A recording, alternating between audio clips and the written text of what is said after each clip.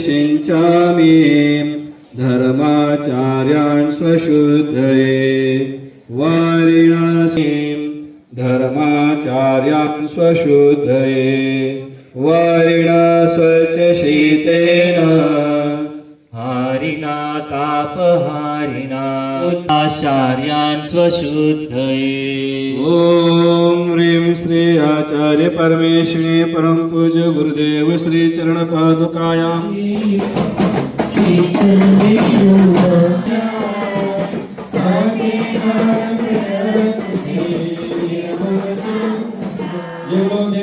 चक्रवर्ती आचार्य श्री शांति सागर जी मुनि महाराज की जय। बोलो परम पूज्य गुरुदेव 108 श्री समंत भद्र मुनि महाराज की।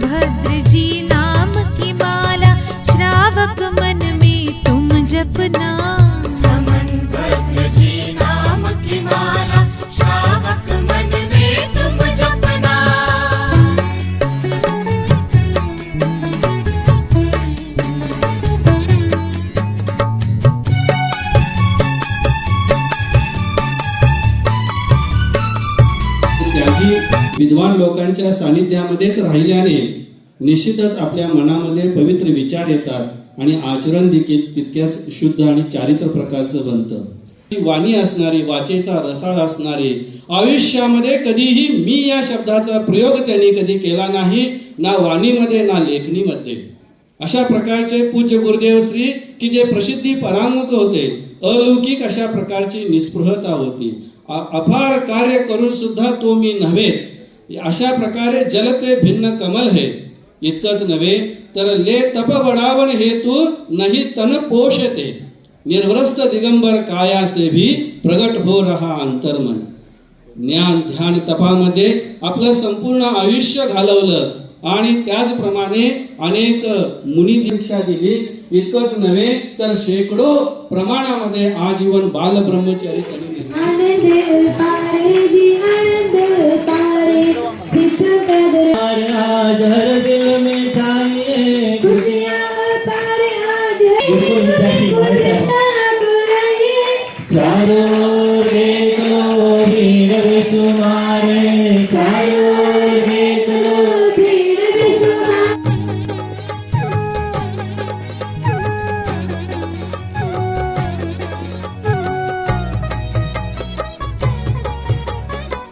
रूपांतर केले ती ज्ञान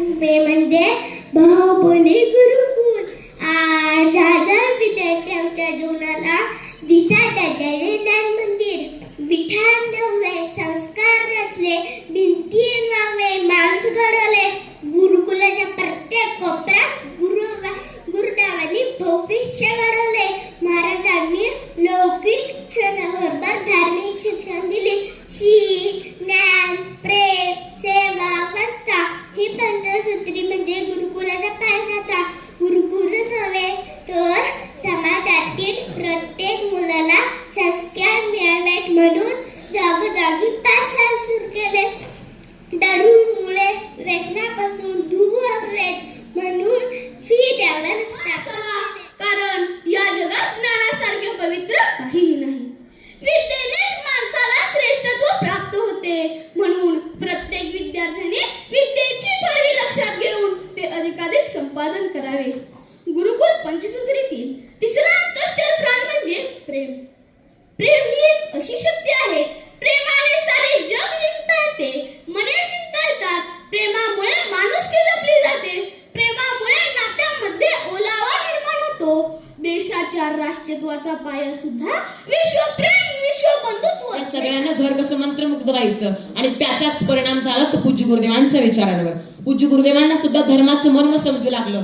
ते सुद्धा धर्माच्या मार्गाकडे निघू लागले. विद्यार्थी मित्रांनो, पूज्य गुरुदेव बाल्यावस्थेपासून पाहायचे की इंग्रजी शिक्षणाच्या माध्यमातून विद्यार्थ्यांच्या मध्ये तर पूज्य गुरुदेव पाहायचे की बाल्यावस्थेपासून विद्यार्थ्यांच्या मधील इंग्रजी शिक्षणाच्या माध्यमातून अज्ञानता तर दूर होत नव्हतीच, पण मिथ्यात्व आणि अंधश्रद्धा अजूनच वाढत होतं.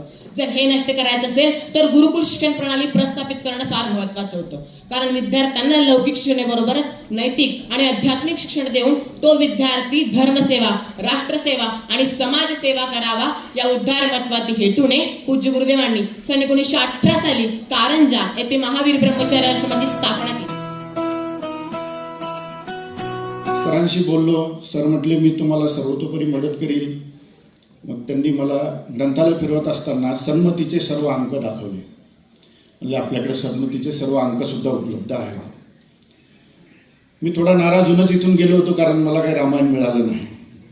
व विचार करत जात असताना म्हटलं अरे सन्मती मासिकच एवढं मोठं आहे, ह्याच्यावरतीच आपण कितीतरी मोठं काम करू शकतो.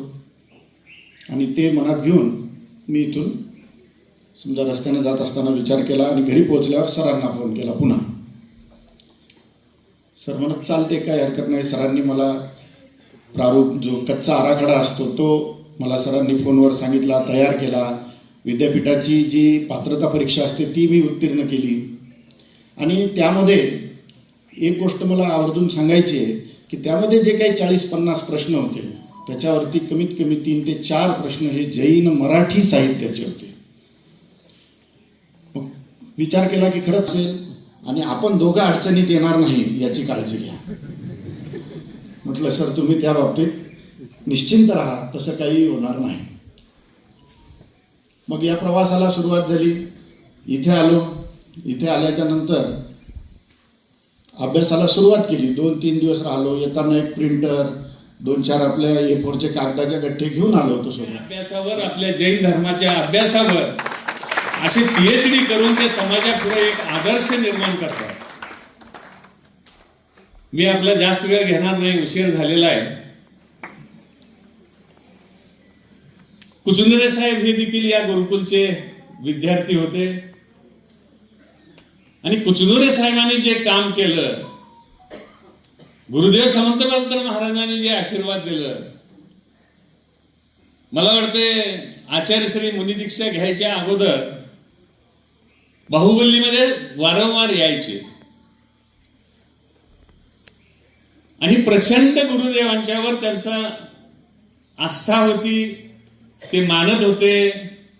आणि आज म्हणून कालच्या रॅलीमध्ये सुद्धा प्रथमाचार्य परमपूज्य आचार्य शांतीसागरजी महाराज आणि गुरुदेव समंतभद्र महाराज आणि त्यांचे गुरु सन्मतीसागर महाराज ह्या सगळ्यांच्या प्रतिमा लावून एक समाजाला दिशा देण्याचं काम, तरुण पिढीला ज्या पद्धतीनं गुरुदेव समंतभद्र महाराजांनी ॲडव्होकेट बाबासाहेब कुचुंदरे यांना आशीर्वाद दिला होता की आपल्या समाजाची पिढी निर्व्यसनी झाली पाहिजे, व्यसनाच्या आधी गेली नसली पाहिजे. आणि आज मला वाटतंय आचार्य श्री चंद्रप्रभा सागर महाराजांनी तीच दिशा घेऊन आज मग अकॅडमी असेल संस्कारित शिक्षण असेल, हॉस्पिटल असेल, अशा अनेक समाज सुधारण्याच्या गोष्टी त्याने आपल्या हातामध्ये घेतले. समाजही या सगळ्या गोष्टीला उचलून धरलेला आहे. ज्ञानापासून ज्ञानींच्या पर्यंत, गरीबापासून श्रीमंतांच्या पर्यंत आणि अजैनांच्यापासून जैनांच्या पर्यंत ज्यांनी सहजतेनं जाणावं असं हे 21व्या शतकातील आचार्य शांतीसागर महाराजांच्या नंतर जर खरं एक जीवन प्रणाली कोणाची असेल तर ती गुरुदेव समर्थ महाराजांची होती.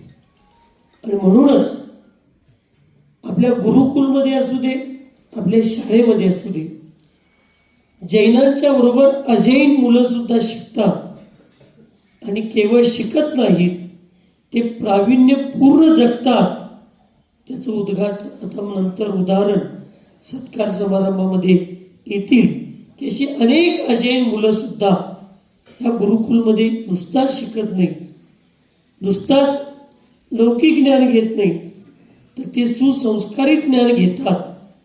याचं उदाहरण आता नंतर सन्मान पारितोषिकामध्ये येतील.